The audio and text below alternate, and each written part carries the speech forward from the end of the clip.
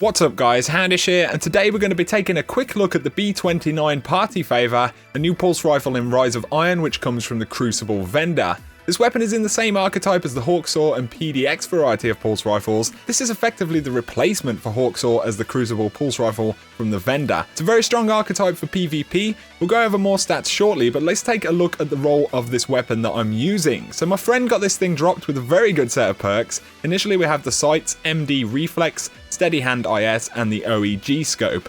In the first perk column, we have the option of Outlaw or Feeding Frenzy.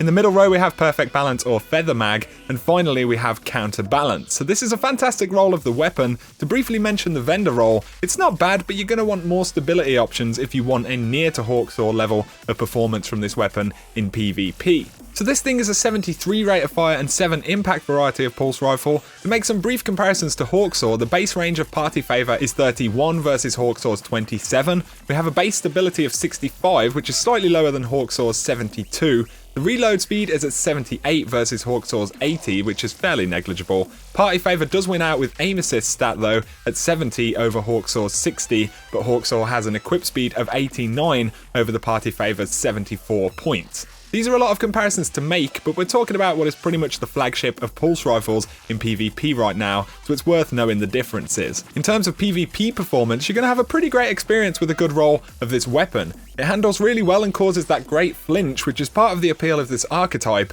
In medium range engagements, the weapon is an absolute powerhouse. In slightly longer range engagements, Party Favor does okay, but I'd say that a good Hawksaw or PDX will be more effective. Even though Party Favor has a good range stat, I feel like it struggles to deliver the accuracy of the other weapons in the archetype, predominantly because of its scopes. The weapon is limited to rolling the scopes added to non-foundry legendaries in the Taken King, and this is going to be a bit of a big deal and a deciding factor for a lot of players. If you don't enjoy using these scopes, then that'll be an issue for you with this weapon. They're not bad or anything, but I feel like on the whole, the holographic Soros scopes or vanilla legendary scopes are far more appealing, especially at the competitive end of play. The only other real downside to this weapon is the magazine size. We have 24 rounds as standard versus Hawksaw's 27, so that's one less burst in the mag, which you're absolutely going to miss if you're used to these other high rate of fire pulse rifles.